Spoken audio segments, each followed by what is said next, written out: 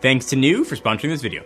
I've always been fascinated by the concept of a fully electric future, and I've put my money where my mouth is. I drive an electric car. I've been doing so for about 8 years. I ride an electric bike. I have solar panels on my house. I've got batteries to keep my home running, and I've seen some of the most cutting-edge tech go fully electric. So having said all of those things, I've got a pretty close to fully electric ecosystem, but I am missing one thing that's becoming more and more popular now.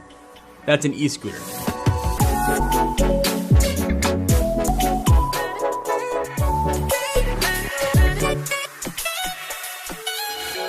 Alright, so this bad boy is the new KQi3 Pro. So like any electric vehicle, these are the specs that matter. What's its range and how fast can it go? So for range, it can go up to 50 kilometers on a single charge, which is about 31-ish miles. So it's designed to be a commuter vehicle, mainly for people in a city that like can't or don't own a car. It's more than enough to get around town or just kind of go pick up groceries or even go for a nice joyride.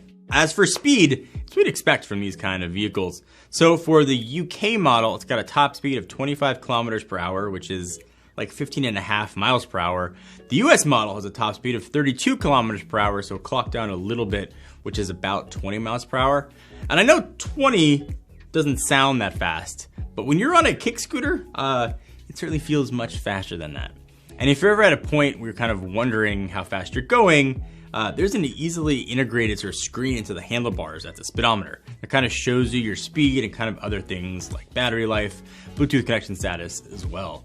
So while it is nice to have that screen there, it is pretty hard to see in direct sunlight. And if you have sunglasses on, also in direct sunlight, you're not gonna be able to see much of anything. But if it's dim out, then no problem. And then Bluetooth is obviously how you connect to their app. So this one that we have is an early model of the scooter and the app, so it might not have all the functionality that you might get when you buy this, but it does give me most of the information that I need.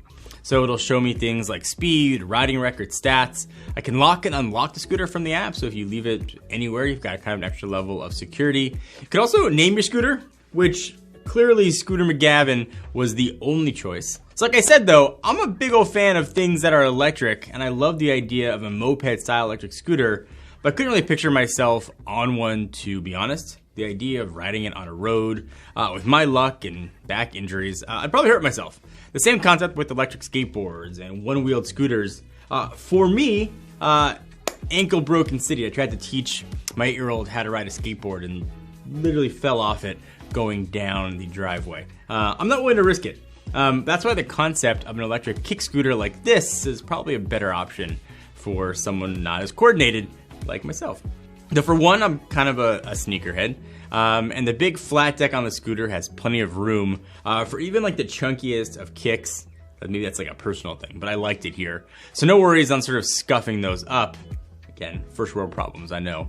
But also, I just feel a lot more stable on these, and probably more importantly, right? Sometimes you'll see batteries on these kick scooters stored closer to the wheels or in the pole itself.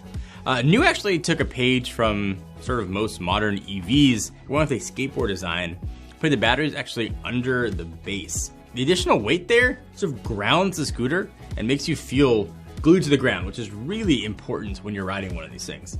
The wheels also help with that too, and typically on kick scooters, you feel every tiny little crack. Suspensions are usually garbage. NIU actually equipped this with sort of wider tires, not necessarily fat tires, but wider, that offer way better traction, way better stability, and just generally a smoother ride.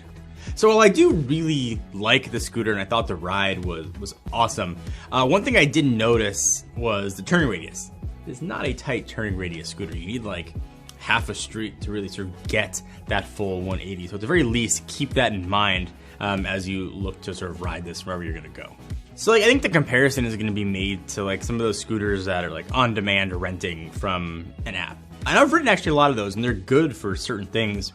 This is a commuter scooter. This is one that gets you farther, faster, has better stability, and also rides overall just better and smoother.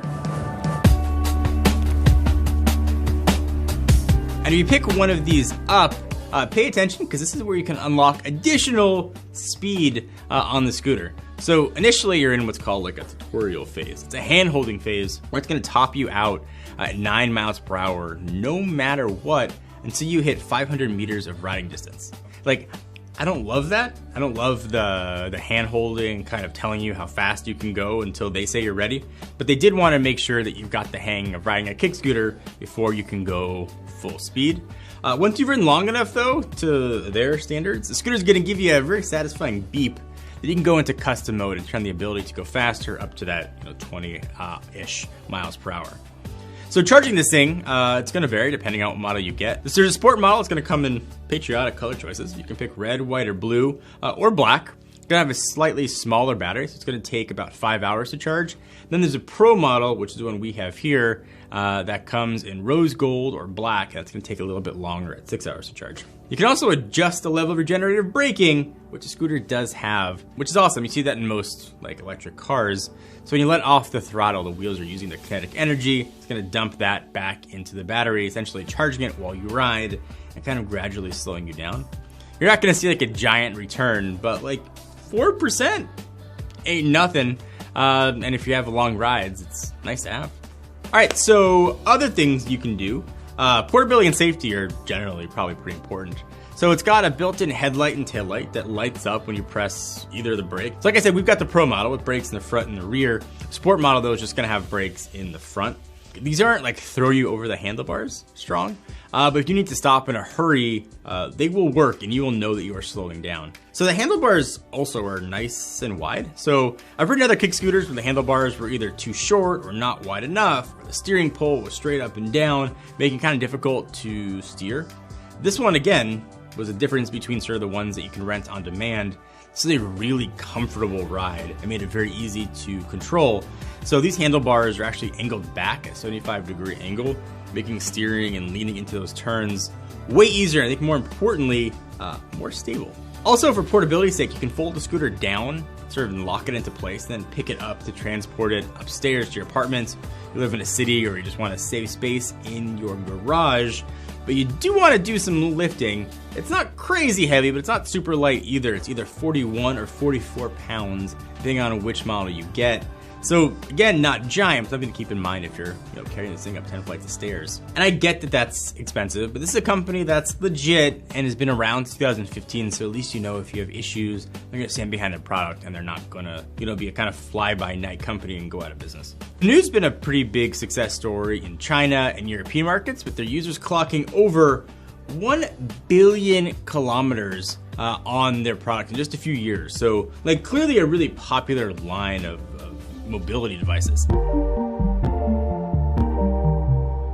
right, so that's the KQi3. It's a brand new product from a company you've probably not heard of, but again, a company that's been around since 2015 in the Asian markets and Europe, and one that is not going anywhere soon. Honestly, had a blast riding it. Whether it's worth the money for you, I don't know. But it was a lot of fun to ride around here in Southern California. If you live in a place where scooters are popular or you don't want to get a car, it's a really cool option to the very least check out. If you want to learn more about NIU or pick up one of their scooters for yourself, put a link down below.